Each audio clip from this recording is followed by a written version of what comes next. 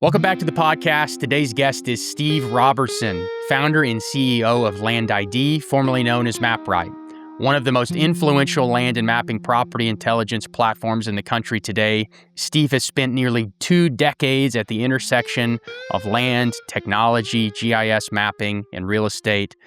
Before he founded MapRight, he worked in the geographic information systems, land analysis, and real estate intelligence for various different companies. What started out as an idea to solve a major problem in the land industry eventually evolved into a platform now used by ranch brokers, landowners, investors, developers, and land professionals all across the United States. And under Steve's leadership, Land ID has helped modernize the way people visualize and understand land. But this conversation goes way beyond software, which is not that exciting. But what is exciting is Steve's journey and his entrepreneurship, building a company inside of an old school industry. We talk about the future of land ownership, rural America, AI, and what it means to have a connection with the land itself. Steve is someone now that I know thinks really deeply about systems, the decisions that he's making. And this ended up being a really fun and thoughtful conversation. Steve's great. And again, he is a pioneer inside of this space. So please welcome Steve Roberson. I interviewed Jesse Griffiths, who's the Daidue guy. Oh, nice. The chef. Oh, yeah. That's one of my favorite restaurants. Really? Yeah. Dude, so good. Yeah. And he is so cool. And so down to earth, super low key. Okay. Very, you could tell, just like no ego, kind of like you, just very casual. And anyways, I kept asking him about how he got, because he has a daughter, how he got his daughter into hunting, because she's really into it. Okay. And he's like, go, and then just when it's getting good, like just when you're having fun, have a little fun and leave. You know, have a little bit of fun and but bounce. Don't draw it out. Leave on a high note. Okay, that's smart. Cool, thank you. Which I always thought was that stuck out to me. Okay, and same with that actually is a good idea or strategy. Yeah, it's a good strategy, because I ever think about when I was a kid, and you know, if I go get dragged to do something that maybe my parents or dad wants to do, it's fun, and then you get bored and you're like, get me out of here. Yeah, for sure. No, that's actually smart. Yeah. So maybe, I don't know, maybe the golf will turn into that. You go hit a couple holes and... Yeah, the guy who I play golf with all the time, his kid is one of the most unathletic kids on the planet. Right. He's a very nice kid, though, and he's a good drummer, so he's like good at music. Hand-eye coordination. But yeah, he taught me the lesson of like, you know, they're either going to be into it or not, but either way, like, it's fine. Yeah. As long as they're into something, they have a hobby or Doesn't do matter what it something, is. right? Like, they can't just sit on the couch. Right. I feel like the thing about childhood is boredom is the magic. Right. You know, like you got to be bored. Yeah. Have your imagination. Right. I was talking to my wife the other day. I said, I don't remember the last time I was bored. Yeah. I'm always stimulated, you know? That's good. I mean... I don't know. I'm you know, if I have a moment of boredom, I'm pulling out my phone, checking Instagram or email or whatever, and I'm trying to bring some more boredom back into my life. You know what I mean? Think of it as contemplation. Yeah, some contemplation. Yeah, it's the Renaissance man, you know, sitting in the study. That's right. But I'm far from that. But I need to do that. When I think about you, I don't really, you know, the interactions I've had with you, I don't really see you as the software guru. I see you as more of somebody that has seen a problem and been just obsessed with fixing it. Yeah, for sure. Is that true? Yeah, definitely. So my background is in mapping. And so, but I was much more obsessed about like, how do you visualize data to make it easy for people to see? And then I learned a long time ago that, you know, as long as I find people that are much smarter than me, I can go and sell the idea to somebody. And I know I have people on the backside that can help me, do whatever I've gotten myself into. Right. So, yeah, no, there's people that are technically superior to me. That's not hard to do.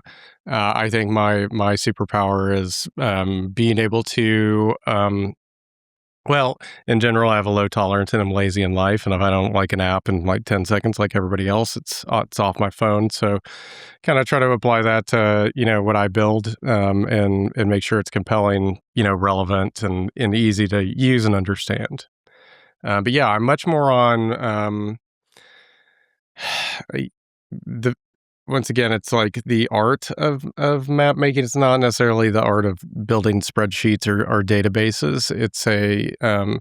It's like how do you express all of that stuff in a meaningful way to people? Yeah. Did you feel like you kind of fell into that? And when you talk about what you do, you're at the golf course or something and says, what do you do? How do you describe what it is that you do and what Land ID is? I usually tell them I'm an importer exporter. I just try to drop the subject because it's a hard thing to describe to somebody. Yeah, honestly, people ask me what I do, and I'll just tell them I do maps. And then the easiest thing to do is show them the app. So it's easy. Like when somebody walks up and I'm at a trade show, the easiest thing to do is to have them experience it rather than me describe it, because it is kind of a new idea, new concept. It's funny, when people walk up, they're like, "What is this? Is this like a new Zillow? Is this like a new blah blah blah?" They're trying to figure it out, and so that's where like the quickest way for somebody to understand is for them to experience it. And once they experience it, hopefully, it's self-evident as to like what it is, what do you do with it, and where's the value. Got it. When did you realize you were entrepreneurial? Um, I don't know. Pretty early on, I worked at a big commercial real estate development company here out of grad school.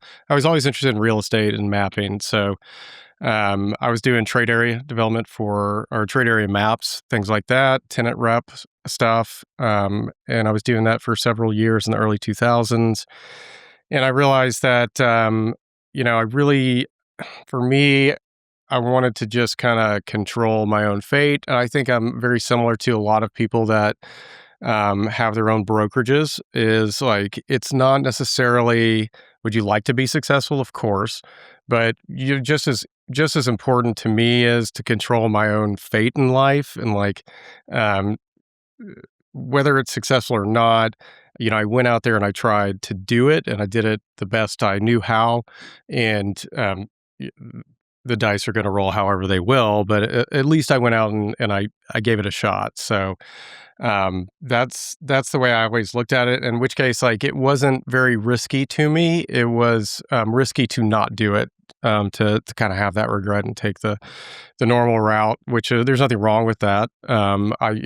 I didn't have any children or anything at the time, so I was able to make those risks. But that's how I've always kind of looked at life, and certainly professional career is. It's not fun if you're not doing what you want to do. And I've had jobs where I was not doing what I wanted to do. And if you're doing it all day, every day, what's the point? Right. Yeah. Well, so when you started out in the commercial brokerage space, were you a broker? No. You were not. I was GIS, so it's always been mapping. And so I would make the full pamphlets when Home Depot or whoever would come into town, and they would want to look at 5-6 different sites. We would run the demographics on the area, get the major employers, void analysis, all of that stuff. So I actually have a lot of background on that, and be interesting to eventually apply that into Land ID too. It's interesting to me from that perspective, the decisions people make to choose, one store over another, or what's the threshold for the time one will drive to a grocery store versus a diamond store. It's little nuances that are curious for like human patterns of travel. And what you don't realize is, most of the time your life, it really does consist of a 5-mile or 5-minute drive radius around your house. It takes something more exceptional for you to go and drive certainly 15 minutes or further. So that's just kind of, I don't know, that's always been fascinating to me. And like what makes one person choose one store over another, especially if they're the same. right? There's two. I live next to two HEBs. One is actually closer than me than the other. I go to the one that's further away. I don't know why. It's just So, what you started doing. yeah, it's just I guess you get used to it. It did get renovated. It is slightly larger, so it's fascinating. Even like me being conscientious of that stuff, still the subconsciousness of how you select where you go on your weekly or daily habits. It's a fascinating thing for me. Yeah. So you've always been curious. Oh, for sure. Yeah. As a kid, what were you curious as a kid?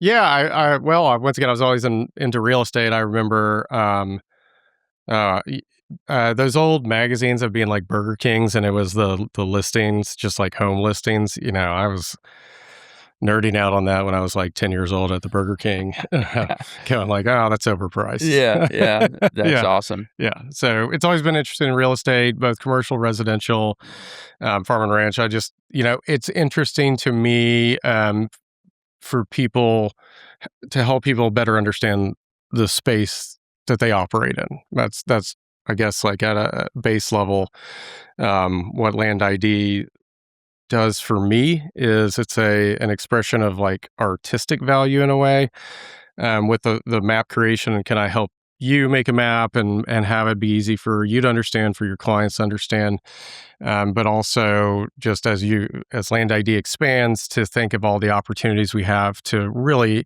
help people understand the space, the world around them. When you talk to people that use your product and use the software, what are the common threads and themes when they first start using it? Yeah, so early on, especially with people that are doing farm and ranch, that one of the best things that I heard was, and I knew this just from doing custom maps for them for years, was people would spend 6 to 8 hours building maps out of Google Earth and then putting it into like a draw thing and kind of being embarrassed of it at the end. But it still took them 6 to 8 hours. And I remember multiple people saying, "Look, like I know this is cheesy, but I have time to spend with my family now because I was able to make this map. It's superior in the way it's presented. I'm not embarrassed of it, and you save me like 4, 5 hours a day." I think that's pretty cool as far as what are more meaningful things that Land ID can provide. It's giving time back, and obviously, if you spend that time with your family or at the golf course, that's up to you. But that's one of the things, and so that's what we're super focused on is continuing to make it more intuitive, more easier and quicker to be able to get to the end result, and having that end result continue to be a superior experience, not just for you, but for whoever you're sharing it with. So, Land ID to me is a communication tool. How many different ways can we allow you to communicate space to somebody, and how easy can what you need to communicate to them be understood? That's the two things that I constantly think about. So when you started building Land ID, at the time it was MapRight. This Right. was in the early 2010s. Yeah, 2014 is when we first started charging. So we started developing it in 2013. But it's one of those things where I'd probably done 20 plus other things before I got to this. And I never would have gotten to this unless I'd done those 20 other things. So I'd been at it. I had essentially been doing LLC creation since 2008, trying out different things. So my first business was called Texas Land Mapping Solutions. And then that turned into Frontier GIS, that turned into MapRight, that turned into Land ID. Really? Yeah. So there's an idea that the generalist is the one that succeeds, not the specialist, right? So the idea that look at your favorite entrepreneur, whomever it may be, or any successful person, and sometimes it is the specialist, the one that focuses in one thing for a long period of time, but ultimately, usually it's the generalist, the one that takes 20 different things over the course of time and maybe finds that one thing through the path of all the other 20. That kind of sounds like you, but the through line was mapping. Yeah, for sure. It's mapping in real estate, and you're not wrong. I think that For anybody that's starting off trying to create a business, it's the correct thing to do is to find a niche thing and then try to expand out of that. And that's what I would say is what Land ID is. Started off very niche with farm and ranch. That's gone very well. That's still our bullseye target. That's what we care about the most.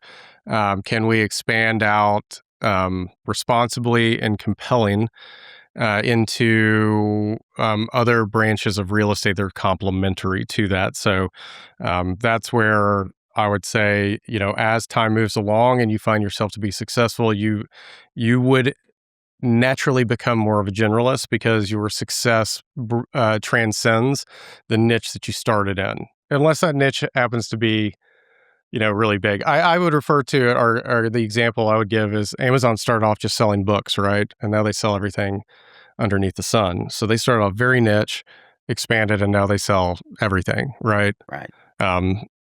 Yeah, not to say we're Amazon, but But you kind of like that approach to the blank canvas to say this is what this is today, but in the future it could be something else. for sure, yeah. That's the exciting part of it is, what can we do with it? And with the whole AI world coming around, I look at that as a once in a lifetime opportunity for what we can do.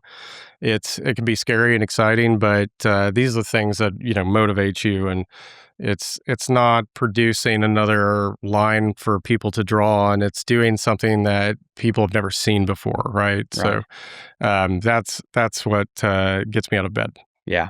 And I want to get into the AI thing here in a bit, and we will, because I think that is, for all of us, whatever industry you're in is certainly something to think about. Yes. But when you started doing this and you got in the 2014 era, you built this for primarily farm and ranch agents Correct. and brokers. Yes. And at the time, that was a pretty it was an archaic Yeah. world, Yeah, right? definitely. I mean, it wasn't that long before people, they had the Google files like you're talking about, but the wasn't unusual probably to not even know where you're going to when Right. you're looking at a place. You're Yes. maybe going off of old county records. You pulled literal files from the courthouse, Mm-hmm. and there was a lot of guesswork and time involved in that. So, and I always think about that. It's kind of fun to think about these. It's kind of it was probably a exploration, right? Like an explorer or an Yeah. old surveyor. Yeah. Having to really go across the Well, it's plains. I always think about this, or mapping and what you're able to do on the phone or computer. I mean, that is one of the most cutting edge technologies out there right now, as far as where it's advancing to. And just like you said, I mean, it wasn't really more than 15 years ago that seeing yourself in real time on your phone, that was a thing of fantasy. I mean, Magellan, Columbus, all of these people would have killed for seeing themselves in real time on their maps. Yeah. So, like, think about the whole evolution of history of mankind with maps. It's always just been paper, right? And suddenly you can have dynamic maps where you can actually interact in real time on top of that map. That's really exciting. That's pretty cool stuff, and that's only been around for about 15 years. So blink of an eye as far as that technology existing, and the advancement of it is accelerating very, very quickly.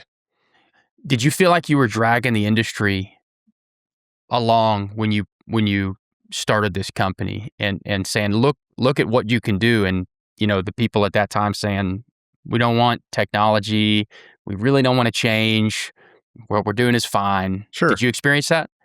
I think a lot of people were open to it. Because I had built up trust. I had been making these type of maps for a lot of our first users for years. So, but I do remember calling them and being like, "What do you think about interactive maps?" You could like hear their heads exploding on the other side of the phone. So, I think with anybody that there's just some time to process, like, how do I use this new technology? Right. But all of the really maybe I'm biased on this, but all the really smart, savvy brokers and agents, they picked up on that really fast, and Right. they got that first mover benefit from it. And some of the most successful brokers and brokerages that you see around the country were first movers on Land ID. Not to say like we were the reason that they're very smart without me, but I do like to think that we were able to help accelerate and differentiate them, and it's those people that are able to harness technology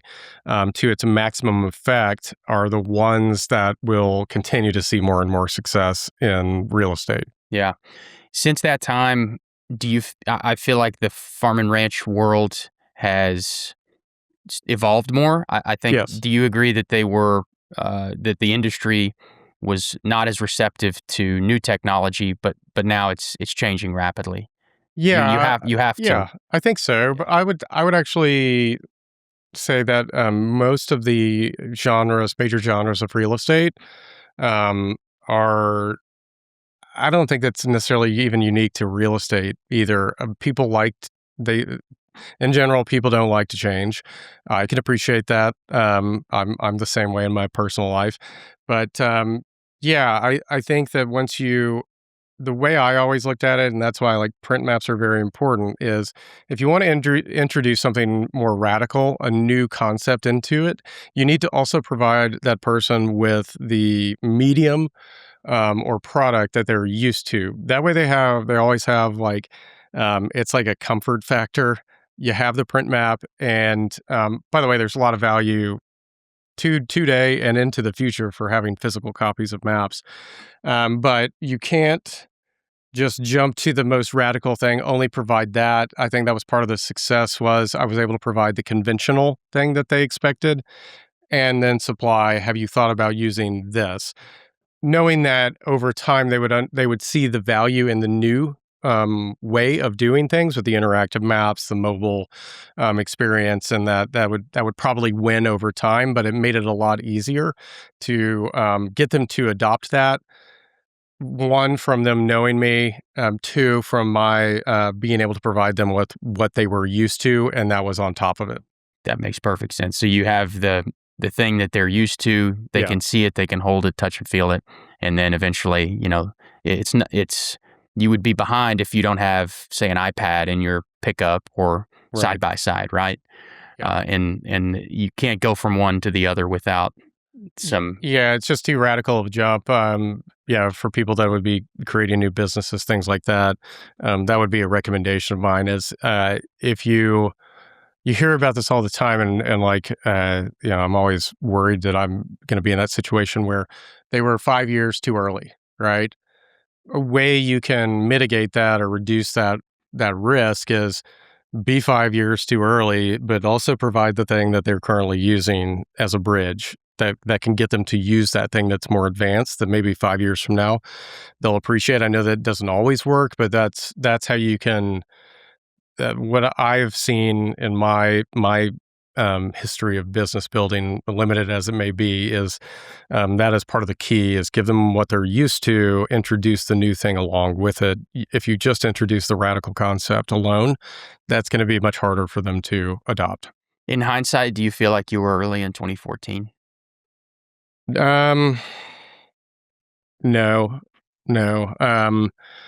I was probably 2 years late, but I like overall, Yeah. as far as there's a couple of apps out there that are just parcel centric apps that got massive adoption just from being first mover stuff that I probably missed out on just by a couple of years. But overall, I can't complain. I think I was pretty much on target for the farm and ranch world. Right. And so today, give a brief analysis to the usage of Land ID. I mean, you guys are the premier Sure. mapping software for our business, Right. and I assume for a lot of just general real estate developers, movers, oil and Right. gas. You guys have a lot of oil and gas inside of the map. So, who's using the map, and where are they? Yeah, farm and ranch professionals. We have a lot of landowners that use it as well. Some of our most, detailed maps on the whole platform are landowners that are keeping tabs of their ranch or their farm. We have a ton of appraisers across the United States that utilize it. We also have a lot of residential folks and commercial folks, a lot of on the commercial side, transitional land. On the residential side, that could be more like your 10-acre, 8-acre luxury properties that maybe have some floodplain, a creek, a view, some unique characteristic to the land that a map can help, really tell the story about. So we continue to expand into, like I mentioned earlier, we continue to see opportunities to expand into complementary real estate components out of farm and ranch, and we want to do that responsibly. So we make sure that we continue to enhance the core experience of Land ID, and to continue to expand out. So it's really pretty crazy for how many people that use it. I think that last time I checked, there were 5 million plus embed views per month. So that is an interactive map embedded into a website. We have over 5 million views per month. That's pretty crazy. What do you think 2014-year-old Steve would say to that? Oh, I already know what he'd say. It's way beyond my wildest dreams of where it would be, and it's exciting to see where it can go. So we have a team now of people that I never dreamed I would be able to work with. Working on the new version, new evolution of Land ID. So yeah, it's beyond my wildest dreams. And I always say is like, I don't know how I got here. I'm very lucky, very fortunate to have to be in the position I am. I don't consider this a real job. I've had real jobs. This is not a real job. You love what you do now. Yeah. I mean, for the most part, there are certain days, where I'm on an airplane at midnight in Phoenix, and I don't love that. But where are you flying to? What kind of places do you have to fly to for doing this? I go to a lot of conferences, and then sometimes I'll teach classes, do presentations, and that's a good thing. It's way worse when nobody wants to talk to you. But I always like to get out there and to interact with people. So I like to go to the conferences myself. That's cool. And interact with people, especially with new populations, just to see what makes them tick. I always thought this was so fascinating where I would see so many companies that we would compete against, you can still, if you pay attention to this, you go to trade shows, how you rarely ever see like the CEO or somebody that is higher up there. That's always such a curious thing to me. That is one of the most important places I can interact with people, is to have that first person interaction with my current subscribers, with future subscribers, because I need to understand what's going on with my current subscribers. What do they like? What do they not like? And then, what hits home? What is a miss for potential new subscribers? So yeah, I get a lot of value out of that. And it's always been a fascinating thing to me that you don't see that often with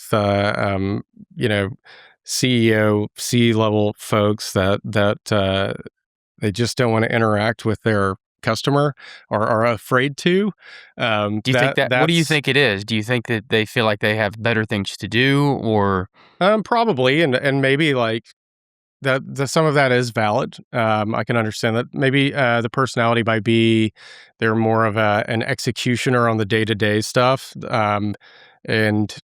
but at the same time, like the phenomenon is too consistent. I don't know. I really don't. I think that it just comes back to it does like even I will get some anxiety before I go to these shows and everything, because you never know what you're going to interact with, and it's always positive, really, and I always am happy that I went, and it's always great. I've made several great friends by going to these shows, and a lot of these shows like RLI, a lot of it's just seeing old friends that I get to see once or twice a year. But I don't know. Yeah, that's always been curious to me, is like you're developing a product. Here's an opportunity to have a lot of interactions with people that could be or are using your product, and why you wouldn't want to go have that first person interaction with them. I don't know. Yeah, I imagine it keeps you invigorated as well, because this is such a it's so ethereal. It's on the computer. You right. have a hard time touching and feeling the actual product. So, you have Well, to, even more important is me watching you use the product just in like 5 seconds. If I watch Oh, you use interesting. it, I can get takeaways out of that than me guessing and sitting, at my home office and thinking about, how are people, tapping on this just to see that stuff Yeah. is very informative. Right. How often are you trying to iterate on the map? Constantly without, uh, just running in circles. So there's just a constant effort to simplify. Especially when you get into, the larger populations of people, the appreciation for simplicity and really having the software do most of the work for people is the key on how you get into, I think, mass adoption. When you think about the people you built this for at the beginning, land brokers, what are the trends that ranch brokers, land professionals are missing that you think that you can see from where you're sitting? Yeah, I would say that this segment is pretty savvy. I mean, you don't see too many farm and ranch brokers, agents that are doing this part time or anything. Like, professionals, very sophisticated compared to like other genres of real estate. So for the most part, um, they take advantage of a lot of technology that's out there. I do think, from a land ID perspective, you still have people that will look at it as more of a, I'm going to tap on it. I'm going to look at what the floodplain's like or the soils are like. I'll remember it. Maybe I take a screenshot and maybe I text it to somebody. I think that if I were them, or what I try to get across to people is you think about land ID as a communication tool. And so I realize that's on us to continue to make it an easier, more effective communication tool for you all, but to utilize the embed maps to make detailed maps where something like 70% of people are visual learners. And so especially when it comes to a listing, to read that right up, to look at the photos, a lot of people are trying to piece all of that together with the map. It's really easy to put all of that into the land ID map, and you kind of desegmented that listing, reinforce the story that you're telling in a much more natural environment. So it's just little things like that. Don't leave your map as just a red boundary if you can. That little trick inherently will differentiate yourself, and you can use land ID. You don't leave it as just a red boundary. Yeah. So you can see, like on this map that you have right here, you've mapped out the major structures, you've mapped out the vineyard area. You have a few of the layers on there, so I can see like a gas line, the hydro. That's what I mean. It's not like build a crazy detailed map, but if you leave it as a boundary, so one of the, going back to this idea of like, do people understand space? I think you take it for granted that they do and that everybody understands space the same way. One of my favorite stories to tell people, to kind of give the utmost example of when I realized this, was in grad school, teaching a mapping class. We'd pass out a sheet of paper to all of the students, and we would say, "Hey, draw a map of Texas State University. You've been going here for years. Draw a map of just what you remember on the surrounding campus." And it was probably, I don't know, it was probably like 200 or 300 people that did this, and not a single drawing was the same. Crazy. And so, like, the point of that was to say, all right, a map is a person's interpretation of space. Everybody interprets space differently. So when you, as the ranch broker, you take it for granted that people will interpret that property the same way you do, and you just leave it with a red boundary. What you have done is you've left everything else open to interpretation, and I can guarantee you that they are not interpreting that property exactly the way you are. So that's kind of that's how I would look at it. Is if you have a listing, like what was important enough to write about, take a photo. That's probably what you also want to mark on the map. It's just reinforce the story that you've spent so much time creating through the listing, and understand that people interpret space differently. The more you can provide that mental map for them in a visual like this, the more you can be assured that they're going to understand the space in its best and most accurate light. Makes perfect sense. How much more data-driven will the industry be in the next decade? Oh, I mean, that's king. That's king. We just signed a huge data cut. We're starting to digest this right now, but we have about 10 times the amount of data on properties than we have in the last decade. We just got that data because data is king.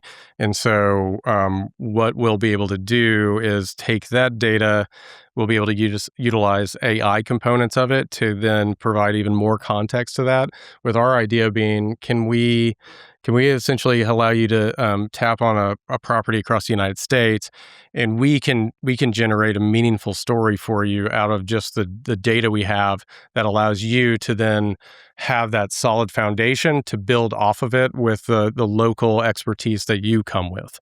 So, give me an example. Yeah, so instead of it just saying, "Hey, there's floodplain on this property," I could say, "Oh, there's 23.6% of this is in the 100-year floodplain.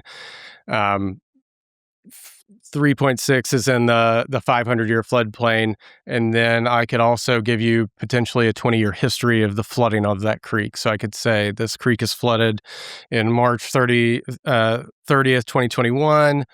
April 19th, 2013. So, as a person buying a property, I know that's what I'd want to know is, okay, it's in the floodplain, right? How often does this creek or river flood? How bad is the flooding? So to be able to provide context like that, or I know this is like a hydro theme, but if you have that named creek or river running through the property or along it, I could go and find out what's the typical fishing. Is there any kind of like kayaking? What are the rec activities? Because that's part of selling the dream, right? If somebody buys a property and has like running water on that, that's probably one of the crown jewels of that property.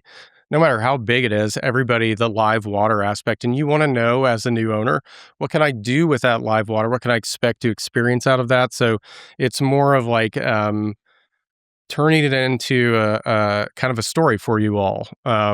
Just to kind of automatically pull that out, and then to allow you to pair that with your own knowledge of speaking with the landowner and all of that to create the most dynamic, compelling story you can about a property. Those are two examples of what we're thinking about. That's awesome. You're saying data is king, and it seems like it has to be that way. Yeah. And when I think about I've been in this business. I interned with Cody, the broker and owner of the company, when I was in college, and then I jumped into a full time in around 2019. But just in the few years that I've been in it, and talking with, I'll use this as a term of endearment, old timers, Sure, folks that have been in for many years, and some of the ways that they could arrive at maybe a price, or some decision about the property is based purely on instinct. right, I think it'll probably trade at this number. sure, And that may be true. But the thing with the data now is that it's so available, it's so prevalent, and will continue to be more prevalent and available, that the buyers are going to be more sophisticated, and the sellers will be more sophisticated. So do you think the need for intuition is lessened or heightened? It's lessened. It's not. I think intuition is always valuable. You can't teach that, and intuition is always. I would maybe refer to it as like, you think of 80% of it's going to be data, 20% intuition. Now, it could be that final 20% that pulls you over the line consistently is your intuition. I think that's super valid. But I mean, especially as you deal with younger and younger people that are buying properties, I mean, they're going to expect to see that type of analysis, that type of technology applied. If you tell them you got a gut feeling about this, that they should buy it, and it's a, multi-million-dollar property, I personally would I would feel uncomfortable with that. I need data to back it up, and I think that that's something that I think I've had a few agents that are up and coming bring that up to me that I thought was really insightful and really smart. Was these are people that are new to the industry, and they could be competing with, they are competing with brokers that have 30, 40-year relationship with some of the big landowners in this area. And it's, they're not going to replace that. They never will. But they've pointed out, a few of them pointed out to me was, when the time comes and that person unfortunately passes away and their children or grandchildren inherit that property, they don't have a 40-year relationship with that guy. And when that guy says he has a gut feeling or knew his grandpa, that's probably not going to cut it. At that point, somebody that comes in as a professional, as sophisticated, as presenting data analysis to go on top of their intuition, those are the people that are going to win at the end of the day. As the population ages out and you have the younger folks coming along, they're going to expect to see this. No question. And that wave is coming. We're seeing it. We have seen it. They're talking about that right now, this great inheritance that people will get and receive over the course of the next few decades. Right. And that's going to be a time that people will really rise to the occasion. And they have to, like you said, they have to have the tools that are at the disposal. Yeah. And they should use them. That makes perfect sense. So do you see the brokers? It's all, sometimes I feel like with as fast technology is moving right now that people are creating themselves out of a job. You know what I mean? Sure. Do you feel that at all? I think that, specifically on like the AI front, it's a wild time, so I could be wrong. My read on this is that a human is still needed to validate. I think people don't appreciate how often AI hallucinates. So what if you try this, if you keep asking AI the same question, it will give you different answers every time. It's not. It's fascinating how it works, but it's not like you're talking to a sentient being. So I think that it's the people that know how to utilize AI to speed up their business processes, to analyze big data sets faster, understand the pitfalls of AI.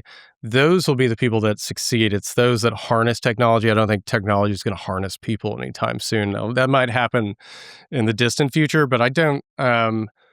My opinion right now is that, and just seeing how we implement AI into Land ID, it's really no threat to replace anybody. It's more of, I look at it genuinely, it is potentially something of the level of like the Industrial Revolution. Like, it is that big of when that occurred for changing the way people work and interact.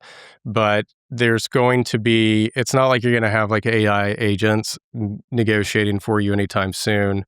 I think that it's the people that will harness it. So AI is actually like your best friend. You should learn how to harness that, and don't be afraid of it. I think it's much more the people that are able to harness it than anything about like it taking your job, especially with farm and ranch. Those are complex transactions. You're going to want a human involved. I just can't imagine anybody doing a multi-million-dollar transaction on a piece of land and just having AI do it for you. Like that would be way too uncomfortable. Almost as uncomfortable as the old timer who said he had a good hunch about this one. So, to give you two extremes. Yeah, well, that's true.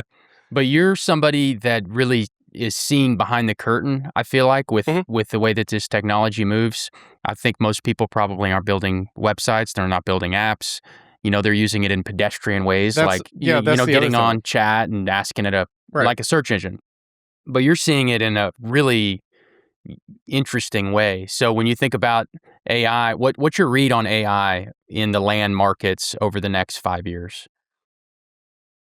I think it'll just allow more insights into the markets, because what it does a really good job of is it'll take a tremendous amount of data and it can spit out analysis that would take an average human years or months. So it's able to really expedite the analysis of large data. And provide probably maybe insights that you'd been missing. So I think that it's an interesting tool that you can converse with to try to extract out, but you have to make sure that you understand is you can seriously ask it the same question 5 times and get 5 different answers back off of it. So it's always, there's that weird element where it's almost in a weird way, actually, like this makes sense from the AI, Claudes of the world.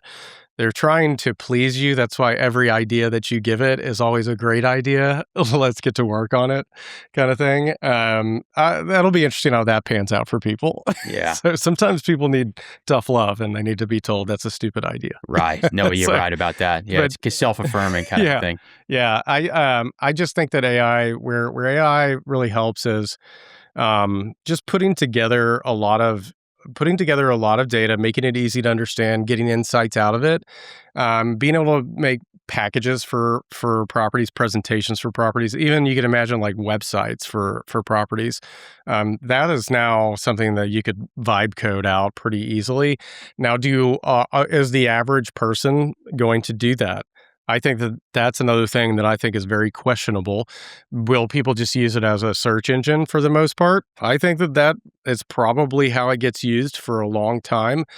There will be people that go above and beyond, just like they do with all things, and those are kind of your pioneers of technology, and they'll be able to do more advanced things. But I think if you took the average population, the opportunity for somebody like me with Land ID is, can I deliver AI through the lens of Land ID and provide you with maybe the more sophisticated tools that you would have wanted to create out of AI, consolidate that into a program that you're already using, and deliver AI capabilities to you in a very usable, pragmatic way that fits into your workflow and hopefully continues to enhance it. That's the opportunity I look at it in regards to Land ID.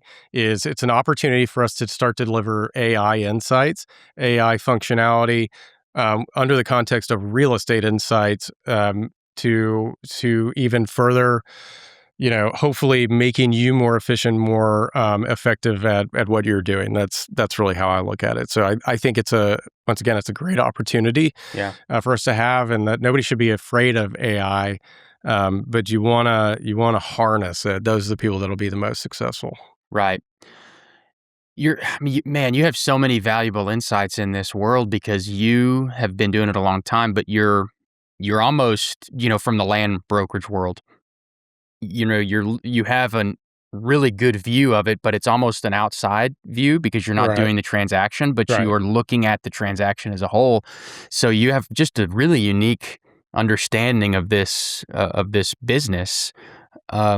Surely you see some trends right now that landowners, agents, people that are looking at these things are missing. And maybe it's AI, maybe it's something different. Is there anything that's jumping out to you? I think that it's still pretty early on for getting out quality insights out of AI. I think that's being put into the works, and you have some groups out there that are maybe promising to deliver that in certain niche things that may or may not be valid. It's just it's so early, but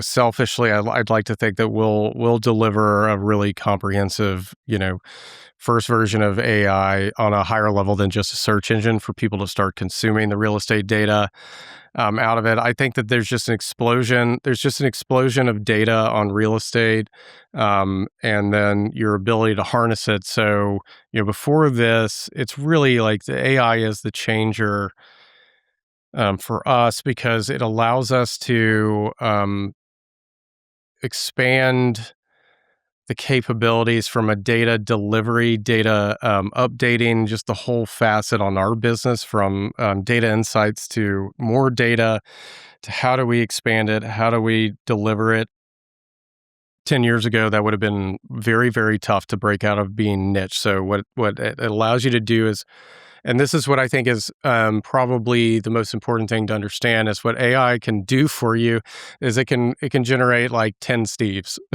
kind of like, 10 years ago, you would have to do this, you'd have to do that. You can kind of have AI generate this off of, this spreadsheet. And so it can make you a lot more efficient at what you're doing and a lot more effective at what you're doing. But as far as, is there like, magic things out there.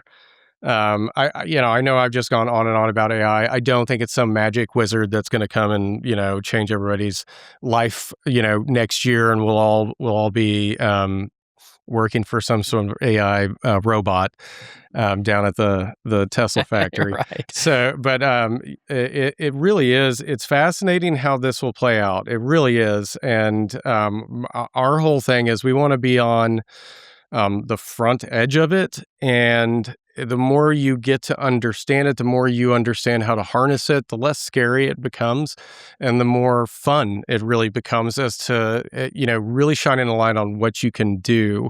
So if you're bogged down and you're just a one-man shop or two-man shop, and it's tough to get emails out, it's tough to, produce all of this material that you need to for listings, or put together your binders to go get listings, things like that, represent your buyer. AI can be a godsend for you to just make you more efficient and kind of make duplicates of yourself in a strange way. That's how I certainly look at AI. It just really helps up your productivity without actually upping your productivity. That makes sense. Yeah, making you go crazy. Yeah, it seems like the sky is the limit as to what your service and software could be. I mean, with the amount of data that's available, we just did a demo with a company. It's not necessarily a mapping company, but it's more of a data company regarding oil, gas, renewables. Right. And the amount of data that they had in these things that, I could go find, how much wattage is in this super specific fiber optic cable in this really specific area in the Permian Basin. I could go find that somehow. Yeah. It's out there, but it would take all day. It may take 2 days. And anyways, it just, the amount of data that it had just blew my mind. Yes. And so I just there's no limit to what your software could do. That's the key is, so that's why data is king. You have to hone in on it, and that's why AI is kind of your Rosetta Stone or your translator of the data. And that just didn't really exist until a few years ago. And that's the opportunity is, and for a real estate professional, your ability to gather as much data that's relevant about a property, or really the area around the property too, and to synthesize that out so that your buyer can have a better understanding about that, so that you can have a better understanding of the market, so you know how to better market a property if you're on the seller side. That's the name of the game, right? Is like you said before, we've heard a lot of people that have won listings because they presented hard data facts for why they thought that it should be priced that way. And I have heard many times that the owner chose that person because they were the only people that presented actual data on, the square footage of the buildings, the percent of usable land, the quality of the soil. When competing with, we're talking about, $8 million, $9 million properties. That's crazy. That's crazy that they were the only people that presented it with data-backed analysis on why they thought it should be priced this way, and heard directly from that person, the owner, we chose you because you were the only one that presented a logical basis for why you wanted to price it this way. So I think it's that same concept where you've never had more data at your disposal, and you've never had a tool that allows you to synthesize and take meaning out of that data than you have right now. And I guess like what I would be doing if I was an agent or broker is I would be understanding where are all of the data sources that are meaningful to me in my market, and how can I start to pull those together and extract out the insights as quickly as possible on a micro level for a particular property, on a macro level for the market. Makes perfect sense. When you look back at the end of your career, maybe this is your life's work and it's all done. What do you hope that you put out there into the world with Land ID? Yeah, that's a good question. So I hope that what I did was I changed the way people view the world around them from like a grandiose perspective. It's not, once again, what wakes me up isn't, can I make another magenta line for people to draw, right? I mean, that's cool. Magenta lines are cool. But it's really the idea of, was I able to like help people out? I think that's all what we all want to do, right? Did we help other humans out while we were here on the planet? Did we make their lives better or our lives better from it? Do we extract meaning? Are we doing real things for people? That's what matters to me. And like the way that I think about it is, can I help somebody make a better decision about a property or an area? Can I help you spend more time with your family because you don't have to spend 8 hours making a map in Microsoft Draw?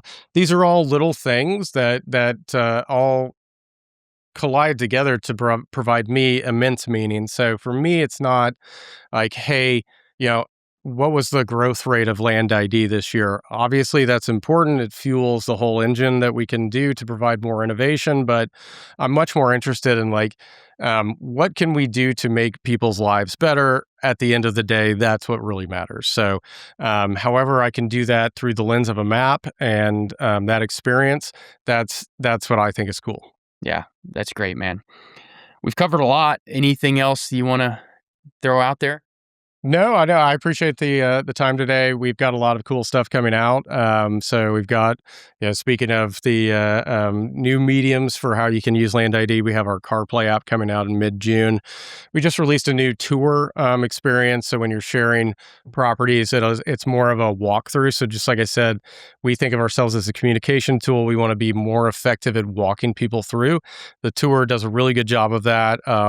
It's one of those things where a person can just kind of hit a button and it's a virtual walkthrough on a property with all the data.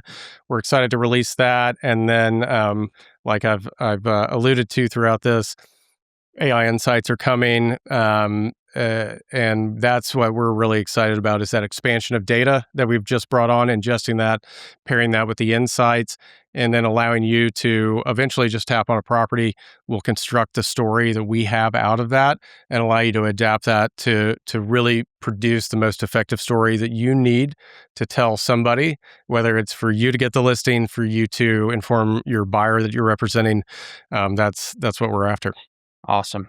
Steve, thank you for what you do in the industry. I would consider you a pioneer in our world. So thanks for what you do. Make our jobs easier. And it's a awesome tool. Landowners love it. It's fun. So thanks, and we'll see you out there. Thank you very much.